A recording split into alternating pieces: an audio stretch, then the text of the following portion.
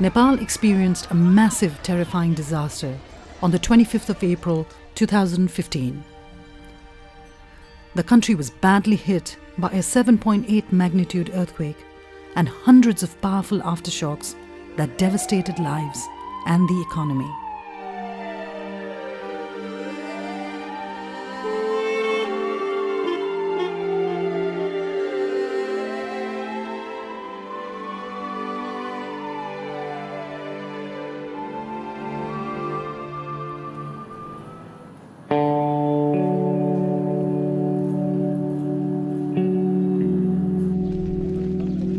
The government of Nepal was ready with a long-standing preparedness for disaster response, but limited resources could not address this massive scale of need. हामीलाई सबभन्दा पहिलो समस्या के आयो भने कहाँ कति क्षति भयो पहिलो नै त्यो आयो त्यसपछि अब कोसँग के कस्तो सामान लिने दोस्रो चुनौती आयो तेस्रो चुनौती लिएको सामानहरू कहाँ कसरी स्टोर गरेर राख्ने तेस्रो चुनौती चौथो चुनौती एयरपोर्टबाट सामान जिल्ला जिल्लामा कसरी पठाउने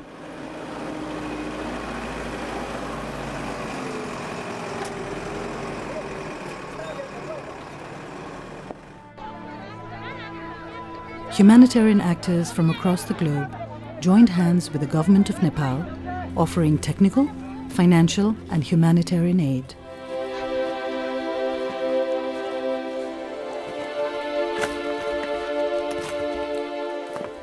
From the early emergency response phase to the current ongoing reconstruction stage, hundreds of national and international organizations have been in action.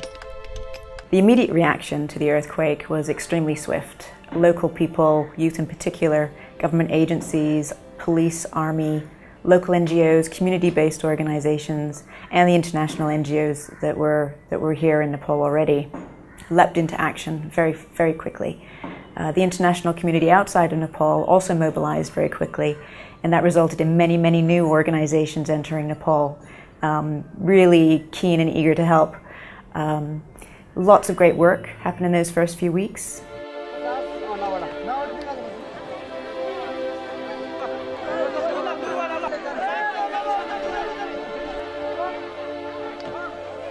But because there were so many organizations that were working, there were a lot of information that came out in media and other reports that some people who were really vulnerable, who were really marginalized, they didn't receive access to those humanitarian aid, to those emergency responses.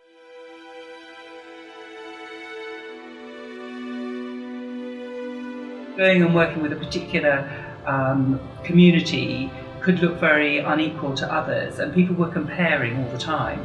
So if one district got a very generous NGO and another part of the district didn't have any help, people felt that that was done on purpose, and they felt quite angry about that. So it was really important that these organisations had some sort of coordination and understanding how they might work with the government and with others, so that they didn't create inequalities. Even the people had a good intention, there was a gap in terms of the information, who was working where, who was doing that, and how we can bring about coherence and equitable response in terms of the relief items and the relief support that people were giving to the people. So we felt that information management was a big gap. Voluntary Service Overseas, VSO Nepal, has been working for more than 50 years since 1964. It has been working in the diverse thematic areas such as health, education, livelihood, and gender. We're not a humanitarian relief agency. We're not first responders in the event of a disaster such as an earthquake. In this case, though, we really felt we should respond. And we felt a responsibility towards the people of Nepal who've been really badly affected by the earthquake, and we felt that there was a gap and a niche that we could contribute in, and that's what we decided, that we need to do something about it.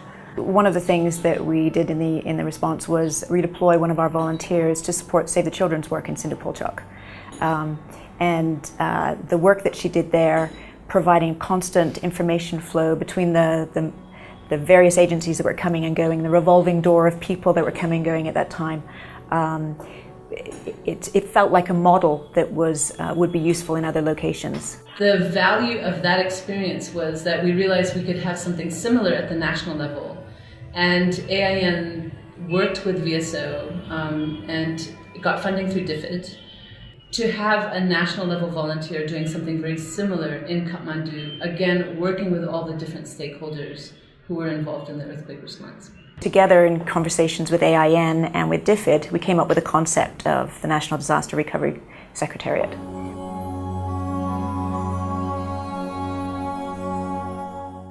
Eight months after the initial earthquake, the Association of International Non-Government Organizations in Nepal, AIN, nominated VSO to establish a mechanism to strengthen coordination among various stakeholders working in the post-earthquake recovery. With financial support from the Department for International Development of the UK government, DFID, VSO Nepal established the National Disaster Recovery Coordination Secretariat, NDRCS, in January 2016. We're trying to facilitate how we can have more interagency communications, how we can have more people who are working in the recovery and reconstruction communicate better amongst all the actors and stakeholders, including government, including the NRA. Information management, knowledge management, and coordination among the stakeholders are major challenges within the recovery districts. There was a gap in terms of the skills to manage those informations or to collect those informations, and this was a huge request from not only the organizations that are working there in the district level, but also the government. We have trained over 200 government and non-government officials for the information management. In order to establish good information management systems, we developed the tools like 4W mapping agencies and multi-sector project mapping, and as well as security updates tools. A lot of policies that are coming out at a national level, say including the NRA policies, a lot of guidelines, and because the NRA is due, they're coming up with new policies, so people who are working in the district might not have access to those new policies and guidelines that are coming up. So some of the guidelines we even translate and we share it with all the district level DLSAs and other stakeholders.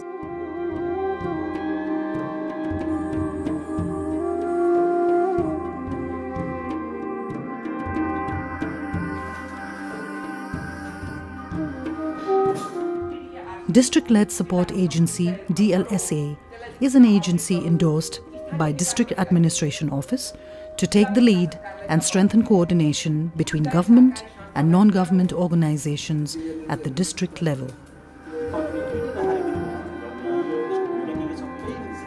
Specifically, the DLSAs closely work with district disaster relief committees in intersector coordination, disaster preparedness and response.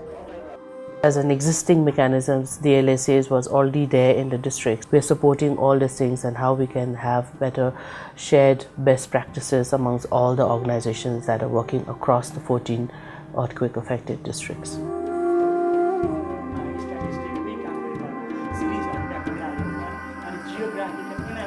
एनडीआरसीएसले चाहिँ अब बेला बखतमा विभिन्न भूकम्प प्रभावित मुख्य गरी 14 जिल्लामा के कस्ता कामहरू भएछन् भन्ने बारेमा बेला बखतमा समीक्षाहरू गर्ने गराउने कामहरू गरेका छ भने कस्ता खालका चाहिँ क्षमता अभिवृद्धिका कामहरू आवश्यक छन् त डीएलएसएलाई अथवा चाहिँ संस्थाका अरु फोकल पोइन्टहरूलाई भन्ने हिसाबले चाहिँ एउटा कोअर्डिनेसनको काम गरिदिएको छ र प्लेटफर्म क्रिएट गरेको छ। दोलखामा अहिले कोअर्डिनेसन र इन्फर्मेसन म्यानेजमेन्ट सिस्टममा चाहिँ धेरै सुधार भएको छ।